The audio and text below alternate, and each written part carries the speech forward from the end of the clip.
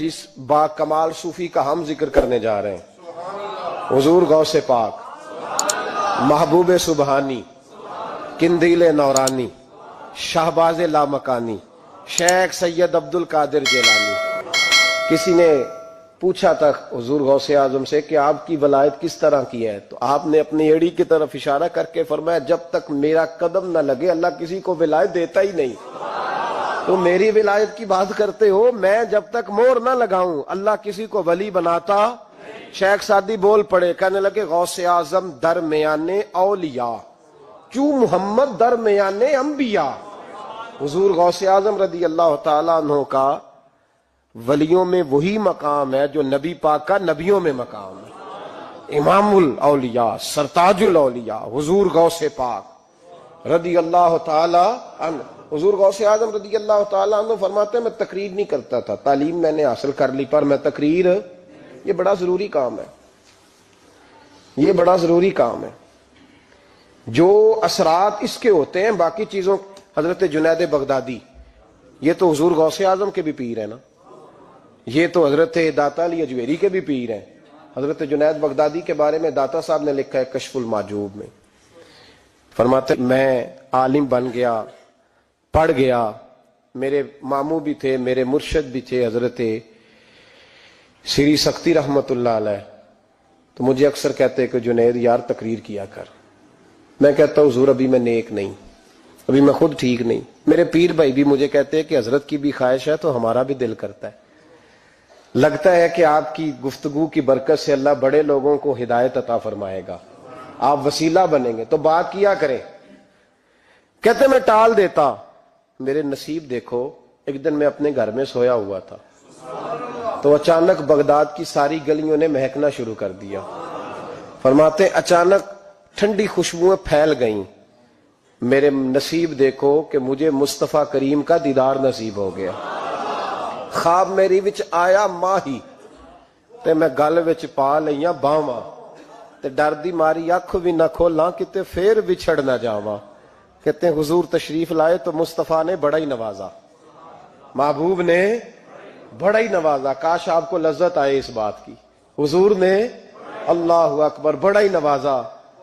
कहते हैं महबूब जाने लगे तो हल्का सा जुमला, मीठी सी बात, एक जुमला बड़ा मीठा सा, जाते दफा फरमाने लगे, जुनैद तकरीर किया कर यार, तकरीर किया कर। दाता साहब लिखते हैं, दाता साहब फरमाते हैं कि हजरत जुनैद बगदादी कहते हैं, अर्ज की हुजूर अब तो जरूर करूंगा, अब तो रोज करूंगा, खोल के करूंगा। फरमाते हैं मैं जब उठा ना, फजर की अजान हुई, वुजू किया, सुन्नतें पढ़ी तो दिल में चोर आ गया। मेरे दिल में ख्याल आया कि पीर साहब ने तो कभी नहीं बताया कि उन्हें दीदार हुआ है, तो मुझे तो हुआ है ना। पीर साहब ने, बहुत सारे लोग पीर साहब से खुद सियाने होते हैं ना, उनको खुद नूर नजर आता है रोज ख्वाब में, वो बहुत सारे जलवे खुद बयान कर लेते हैं। तो कहते हैं मेरे दिल में ख्याल आया कि पीर साहब ने तो कभी नहीं बताया, तो मुझे तो हुआ है। वो किसी दरवेश ने एक शेर कहा था, पर बड़े मसले उसने हल किए। वो कहने लगा, जेड़े महरम राज हकीकत दे ओ राजे हकीकत खोल दे नहीं, ओ जिन्ना वेखिया नहीं ओ करन गल्लां, जिन्ना वेख लिया हो ते बोल दे ही नहीं, जिन्ना वेख लिया हो उनसे बोला जाता भी नहीं, बोला जाता भी नहीं। तो कहते मैं सुनते घर पड़ी तो खरामा खरामा चला तो दिल में चोर था, बांझ फकीरों किसे नहीं मारिया, ए हुई चोर अंदर दा। कहते मैं गया हजरत के पीछे नमाज पढ़ी 7वीं साफ में, तो अंदर चोर था कि मेरा तो दर्जा ऊंचा चला गया है, लेकिन मुझे दीदार हुआ है। तो कहते हैं नमाज हजरत ने खुद पढ़ाई, तो नमाज पढ़ा के कहने लगे, जुनैद आगे आ जा। फरमाते मैं तीसरी साफ में आ गया तो कहने लगे, चल यार थोड़ा और नेड़े आ जा। कहते मैं करीब जाके ना पहली साफ में बैठा तो कहने लगे, इधर आ मेरे साथ बैठ। कहते मैं उनके साथ बैठ गया, हजरत के साथ, ये भी किसी नसीबों वालों को नसीब है ना। कहते मैं साथ बैठ गया मुर्शिद के, तो शेख तस्बीह रोल रहे थे, इधर देखना मेरी तरफ, तस्बीह फेर रहे हैं, और तस्बीह फेरते फेरते ना अचानक आंख उठाई और मेरी तरफ देख के कहने लगे, अब तकरीर करोगे ना, जेड़े महरम राज हकीकत दे, अब करोगे ना तकरीर। तो मेरे अंदर तो चोर था, मैंने कहा जी अब क्या हुआ है, चोर था ना कि मुझे पता है किसी को पता ही नहीं, अब क्या हुआ है। तो कहते हैं वो चुप कर गए। चंद मिनट के वक्फे के बाद फिर फरमाने लगे, अब करोगे ना तकरीर। کہتے ہیں اندر چور بیٹھا تھا. میں نے کہا حضور ہوا کیا ہے بتائیں تو صحیح. کہتے ہیں انہوں نے تسبیح چھوڑی, جبہ سمیٹا اور چہرہ میری طرف پھیرا, اور میں نے ان کی آنکھوں میں جو روشنی آج دیکھی پہلے کبھی نہیں دیکھی تھی. لب و لہجے میں جو جلال آج دیکھا وہ کبھی نہیں دیکھا تھا. فرماتے ہیں حضرت بولے نظر تو وہ ظالم نظر ہے, اٹھے تو بیڑا ہی پار کر دے, گرے تو خانہ خراب کر دے. فرماتے ہیں میں نے حضرت کا جلال دیکھا اور میری طرف دیکھ کے فرمانے لگے جنید کل جو رات گزری ہے مجھے خواب میں اپنے رب کا دیدار ہوا تھا. تو مالک نے پوچھا کہ سری کوئی بات بتا, تو میں نے عرض کی مولا ایک ہی مرید تیار کیا ہے وہ بھی تقریر نہیں کرتا, کبھی تیرے حبیب کا ادھر کا پھیرا ہو تو ذرا جنید کو اشارہ کر جائے تو چلو میرا بھی کام بن جائے گا, لوگوں کا بھی نفع ہوگا. کہتے ہیں حضرت جنید بغدادی کہ میری چیخ نکلی, اللہ اکبر کہا تو میرے کپڑے پھٹ گئے. بغداد کی وہ مسجد ساری رونے لگی. کہتے میں قدموں میں گرا اور میں نے کہا محبوبہ مجھے معاف کر دے, مجھے تو آج پتہ چلا ہے کہ میرے اوپر مصطفیٰ بھی کرم فرمائے تو تیری دعاؤں کی برکت سے فرماتے. تقریر اتنا ضروری کام ہے کہ محبوب خود فرماتے ہیں جنید تقریر کیا کر بات یار, لوگوں کو فائدہ ہوگا. حضور غوث اعظم رضی اللہ تعالیٰ عنہ فرماتے میں تقریر نہیں کرتا تھا, تعلیم مکمل کر لی بات نہیں کرتا تھا. میں کہتا تھا میں کیسے لوگوں کے سامنے واز کروں. کہتے ہیں مجھے خواب میں مصطفیٰ کریم کا دیدار نصیب ہوا.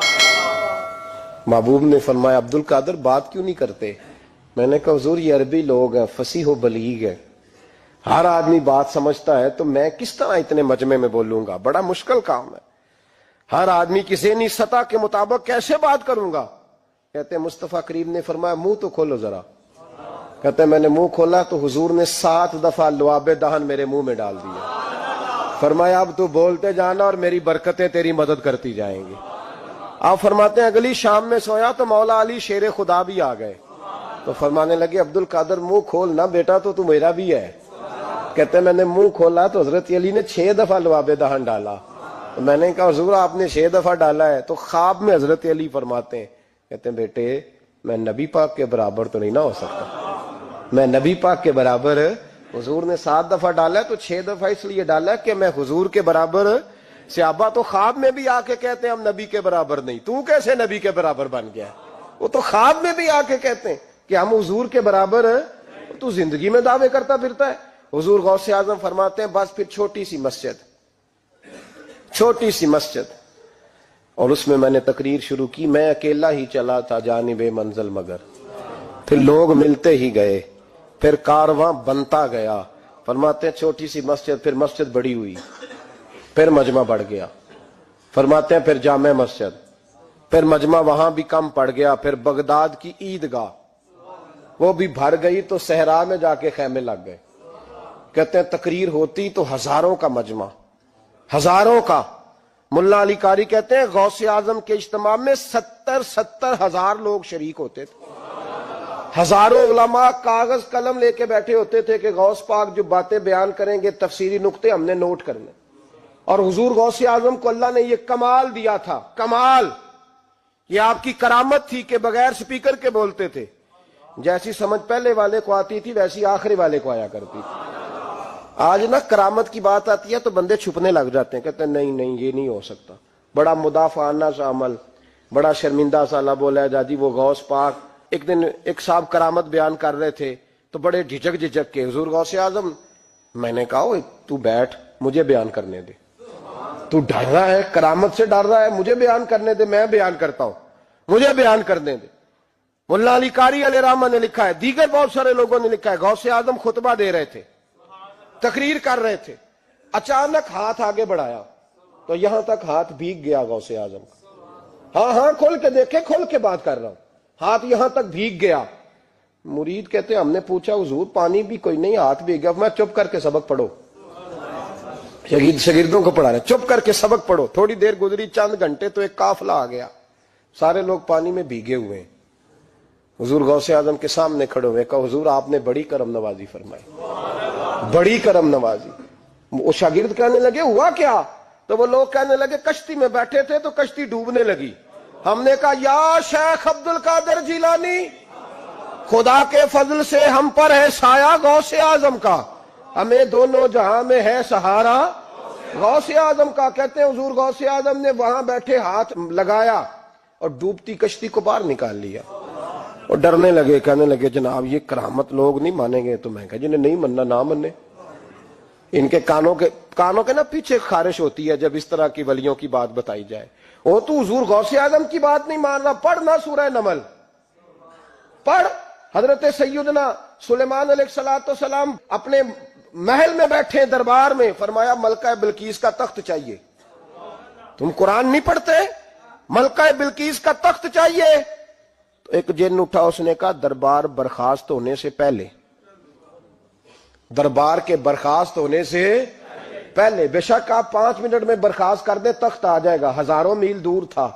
پتہ نہیں کہاں قرآن پڑھتے ہو تم، بنی اسرائیل کے ولیوں کی کرامتیں مانتے ہو، اور نبی پاک کی امت کی باری آئے تو تمہیں خارش ہوتی ہے۔